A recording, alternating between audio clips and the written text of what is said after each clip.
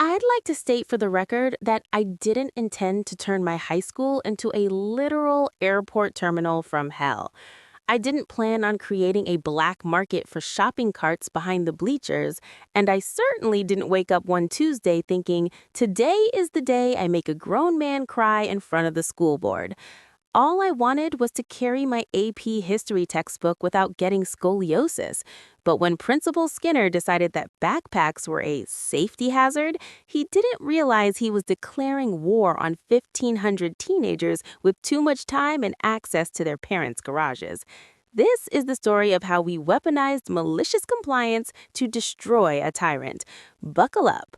It started on a Sunday night.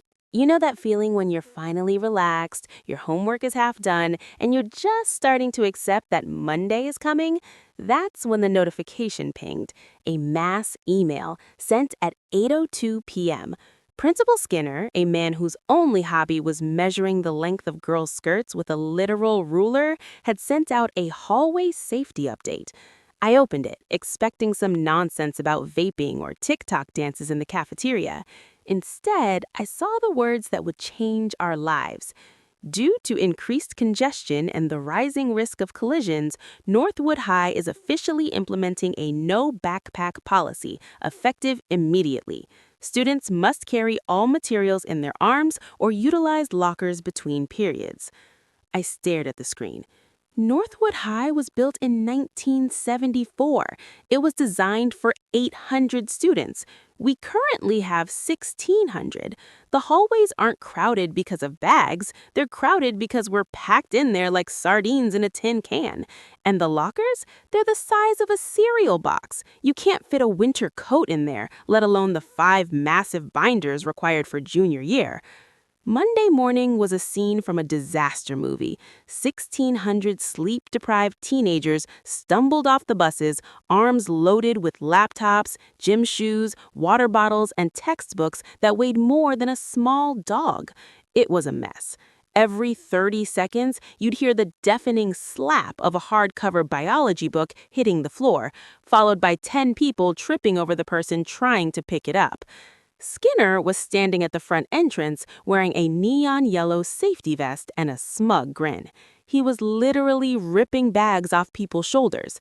"It's for your safety, son," he told a freshman who was currently dropping his lunch all over the floor. "Look at all this extra space we have now." The extra space was actually just filled with the tears of students whose laptops were now cracked. By third period, my arms were shaking. My neck was cramping. I saw my friend Kyle trying to balance a tray of cafeteria pizza on top of his calculus notes while navigating a flight of stairs. It was impossible. That night, the Northwood Logistics Discord was born. We were angry, but we were smart. I started reading the email again. I read it like a lawyer looking for a loophole. Skinner had written, "No bags, duffel bags, or over-the-shoulder carriers are permitted." I looked at my desk. I looked at the laundry basket in my closet. A laundry basket isn't a bag. It doesn't have straps. It's a rigid household item. Your email didn't mention baskets. I texted the group chat. "Guys, don't bring bags tomorrow. Bring containers." Tuesday morning, I walked into the lobby carrying a white plastic laundry basket filled with my binders and a bag of chips. Skinner stopped me. He looked at the basket. He looked at me. "You can't have a bag, Leo," he growled. "This isn't a bag, sir. It's a laundry basket. It's a rigid household item. Your email didn't mention baskets." He opened his mouth to argue, but he couldn't find the words. I walked past him, my books sitting comfortably in my basket. Behind me, I heard a familiar squeak. I turned around and saw Kyle. He wasn't carrying a basket. He was dragging a bright pink plastic Barbie Jeep behind him on a piece of rope. Inside the Jeep sat his physics textbook and a protein shake. "Morning, Principal Skinner," Kyle chirped. The resistance had officially begun, and it was about to get a whole lot weirder.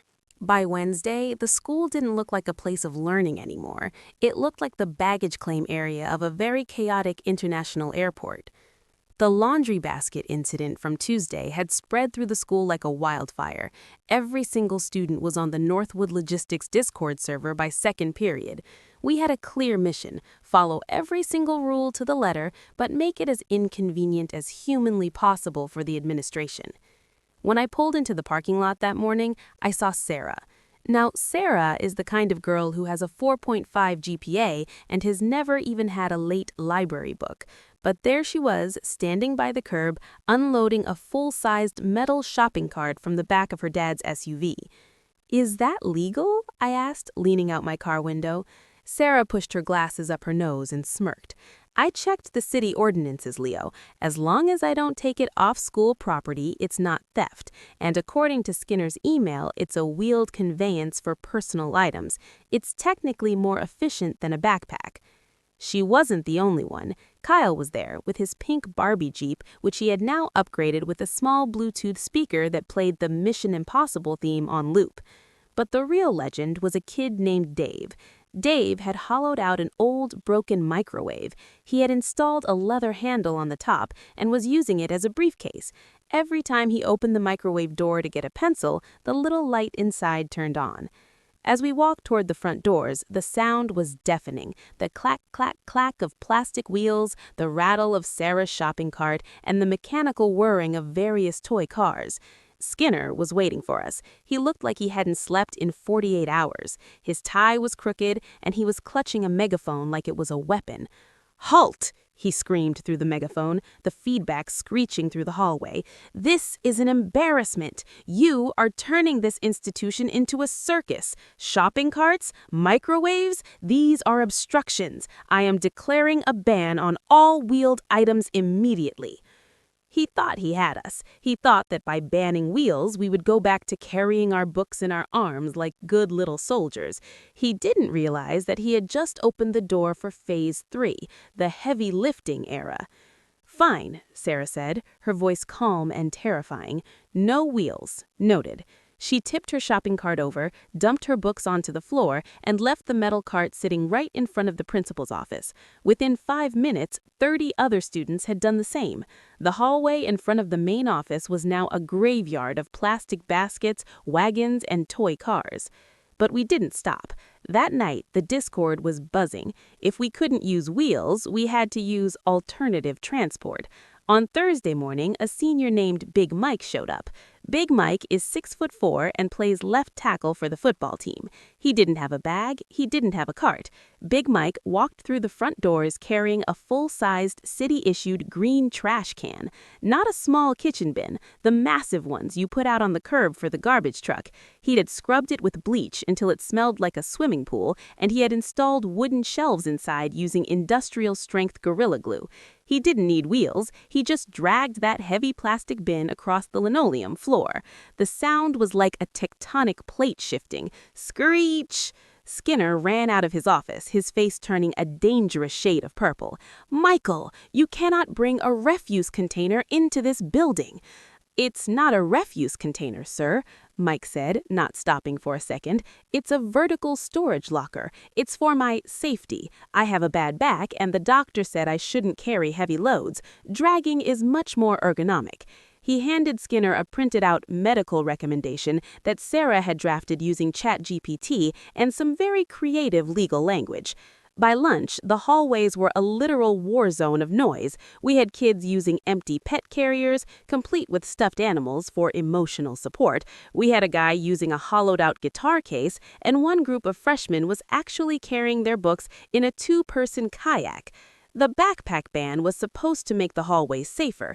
Instead, Skinner had created a world where you could get taken out by a flying microwave or a high-speed trash can at any moment. And that's when the local news van pulled into the parking lot.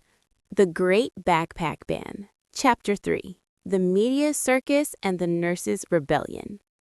When the local News 4 van pulled into the Northwood High parking lot, the atmosphere shifted from high school prank to national incident. Principal Skinner saw the satellite dish on top of the van, and I swear I saw his left eye twitch so hard it nearly fell out of his skull. He tried to lock the front doors, but you can't exactly hide a 1,600 student rebellion when half of them are currently in the parking lot loading textbooks into hollowed-out guitar cases and lawnmower catchers. The reporter, a woman named Brenda who looked like she hadn't had a break in 10 years, walked straight up to Big Mike. Mike was still leaning against his green trash can, looking like a king on a throne. "Is it true," Brenda asked, the camera rolling, "that students here are being forced to use refuse containers because of a safety mandate?" Mike didn't miss a beat. "It's not just the mandate, Brenda. It's an ergonomic crisis. My lumbar spine hasn't felt this much tension since the state championships." He patted the trash can. "This isn't a choice, it's survival." By the time the new news aired, Northwood Logistics was the #1 trending topic in the state. People were calling Skinner's office from 3 towns over just to tell him he was a tyrant. But instead of backing down, Skinner went full dictator mode. He issued an emergency announcement over the intercom at 1 p.m. His voice sounded like it was coming through gritted teeth. "Attention students. Due to the blatant disregard for school property and the unprofessional display in the parking lot, all non-educational containers are hereby banned. This includes laundry baskets, trash cans, and medical equipment not directly prescribed by a board-certified physician. Anyone found with these items will receive an automatic 3-day suspension." The hallway went silent for about 5 seconds. Then Sarah leaned over to me. "He said board-certified physician." "Yeah," I whispered. "Why?" "Because he forgot that the school nurse, Mrs. Higgins, has a medical degree and is technically a board-certified practitioner of school medicine." We didn't go to our next class. We went to the nurse's office. By 1:15 p.m., there was a line of 200 students stretching out of the clinic and down the hallway. Mrs. Higgins was sitting at her desk looking at the mountain of students. She was a woman who had spent 30 years dealing with Skinner's budget cuts and his no-nap policies for sick kids. She was ready for a fight. "My back hurts, Mrs. Higgins," I put on my best pained face. She didn't even look up. She just pulled out a stack of yellow medical modification forms. "Acute musculoskeletal strain due to lack of ergonomic support," she muttered, signing the form with a flourish. "You are medically required to use a wheeled conveyance for your educational materials. Next." She was signing them as fast as we could hand them over. It was a factory of legal protection. Armed with our yellow slips, we returned to the hallways. Skinner was prowling the lockers like a shark, followed by 2 security guards with large plastic bins for confiscation. He stopped a freshman who was dragging a red wagon. "I told you, no wagons," Skinner yelled, reaching for the handle. The freshman, a tiny kid named Toby, didn't flinch. He just held up a yellow piece of paper. "Medical necessity, sir. I have a note from the school nurse, and if you take this wagon, you are interfering with a medical prescription." Skinner grabbed the paper. He read it. His face went from red to purple to a ghostly, sickly white. He looked down the hall and realized that every single student was holding a yellow slip of paper. He had tried to ban our containers. He had tried to ban our creativity, but he couldn't ban a doctor's order. That was the moment the backpack ban truly died. But Skinner wasn't finished. He knew he was losing the school, so he decided to take the fight to the one place we couldn't go, the school board meeting. He was going to try and get the nurse fired and the students expelled in one vote. He didn't realize that we were already 3 steps ahead of him. The school board meeting wasn't held in the school. It was held in the district headquarters, a building made of glass and expensive-looking brick that usually smelled like bureaucratic boredom and overpriced coffee. But tonight, it smelled like revolution. Principal Skinner arrived early. He was wearing his best suit, clutching a briefcase that actually looked like a briefcase, and he had a PowerPoint presentation titled "Restoring Discipline in the Modern Classroom." He thought he was walking into a coronation. He thought the board was going to give him a medal for fighting off the laundry basket insurgency. He didn't notice the 3 yellow school buses parked in the back of the lot. He didn't notice that the public gallery, which usually held 3 sleepy parents and a guy who wandered in by mistake, was packed to the rafters with teenagers wearing matching neon green wristbands. The meeting started with the usual boring stuff, budget reports about lawnmower maintenance and the price of cafeteria napkins. Skinner sat in the front row, tapping his foot, waiting for his moment to destroy us. Finally, the board president, a woman named Mrs. Gable, who looks like she hadn't smiled since the 90s, cleared her throat. Next on the agenda, she said, is the report on the Northwood High Safety Pilot Program. Skinner stood up. He marched to the podium like he was about to give a speech to the United Nations. He dimmed the lights and started his PowerPoint. Members of the board, Skinner began, his voice booming. We are facing a crisis of character. What started as a simple safety mandate, the removal of hazardous backpacks, has devolved into a mockery of our educational standards. Students are bringing refuse containers, kitchen appliances, and even watercraft into our hallways. They are using fake medical notes to bypass my authority.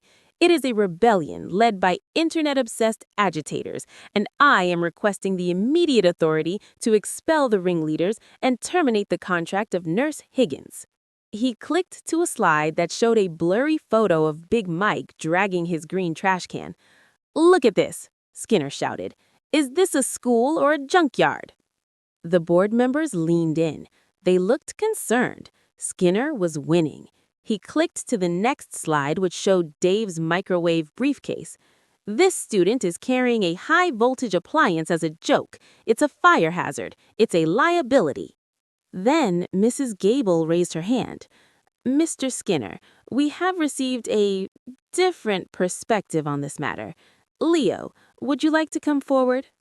I stood up. My heart was thumping in my throat like a trapped bird.